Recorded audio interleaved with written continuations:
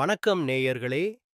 இன்றைய பதிவில் நாம் தெரிந்து கொள்ளப் போவது எந்தெந்த நாளில் எந்த தெய்வத்தை வணங்கலாம்.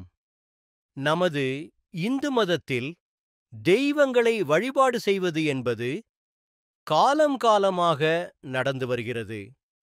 மனித ஜென்மம் எடுத்த நாம் கஷ்டங்கள் நமது வாழ்க்கையில் ஏற்படும்போது அந்த கஷ்டங்கள் தீர தெய்வத்தை வணங்குகிறோம். கஷ்டங்கள் வரும்போது பகவானே எனக்கு ஏன் இந்த கஷ்டத்தை கொடுக்கிறாய் என்று பகவானை வேண்டி வழிபடுவதும் கஷ்டப்படுவதின் காரணம் அவனே என்பது போல சொல்லுவோம்.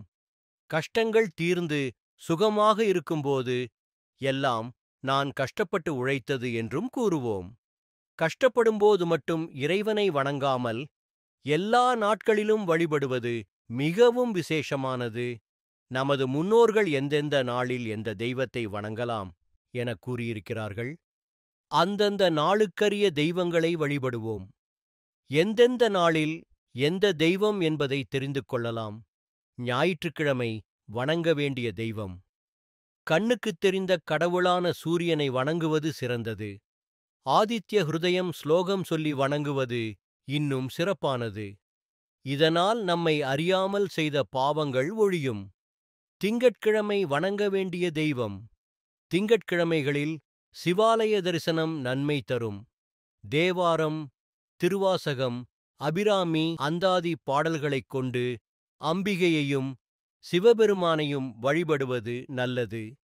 இதனால் நல்ல அந்தஸ்து உண்டாகும். செவ்வாய்க்கிழமை வணங்க வேண்டிய தெய்வம். செவ்வாய்க்கிழமைகளில் சுப்பிரமணிய சுவாமி ஆலயத்தில் 6 விளக்குகள் ஏற்றி வழிபடுவதால் நினைத்தது நடக்கும். எதிரிகள் காணாமல் போவார்கள். கந்த சஷ்டி கவசம் படிப்பதும் நன்மை தரும். புதன்கிழமை வணங்க வேண்டிய தெய்வம். புதன்கிழமை பெருமாளை வணங்குவது நல்லது. இந்நாளில் துளசி மாடத்திற்கு பூஜை செய்ய உகந்த நாளாகும். விஷ்ணு சஹஸ்ரநாமம் 4000 திவ்ய பிரபந்த பாடல்களை படிப்பதும் நன்மை தரும். மேலும் இல்வாழ்க்கையில் மகிழ்ச்சி கிடைக்கும். வியாழக்கிழமை வணங்க வேண்டிய தெய்வம். வியாழக்கிழமை நாம் குருவாக எண்ணும் மகான்களை போற்றுவதற்கு உகந்த நாள். சாய்பாபா, ராகவேந்திரர், ராமானுஜர், காஞ்சி பரமாச்சாரியாள் போன்ற மகான்களை ஆராதனை செய்ய உகந்த நாள். வெள்ளிக்கிழமை வணங்க வேண்டிய தெய்வம். வெள்ளிக்கிழமைகளில் மகாலட்சுமி வழிபாடு நன்மை தரும். கோ பூஜை செய்வது, பஞ்சமுக குத்துவிளக்கினை ஏற்றி வைத்து பூஜிப்பது மிகவும் விசேஷம். அம்பிகையின் ஆலயங்களை தரிசிப்பது நன்மை தரும். சனிக்கிழமை வணங்க வேண்டிய தெய்வம். சனிக்கிழமை ஆஞ்சநேயர், கருடாழ்வார், நந்திகேஸ்வரர், நாயன்மார்கள், ஆழ்வார்கள் என இறைவனுக்குத் தொண்டு செய்து இறைநிலை அடைந்த அடியவர்களை வணங்குவதற்கு உகந்த நாள். பொதுவாக விநாயக பெருமானை எல்லா நாட்களிலும் எல்லா நேரத்திலும் வணங்கலாம். நினைத்தவுடன் நம் மனக்கண் முன் தோன்றுபவர் விநாயகர்.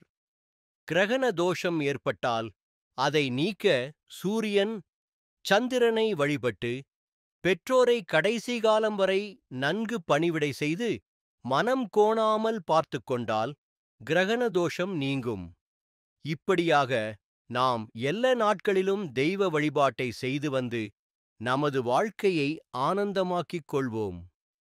இதுபோன்ற மேலும் பல தகவல்களை வரும் பதிவில் பார்ப்போம்.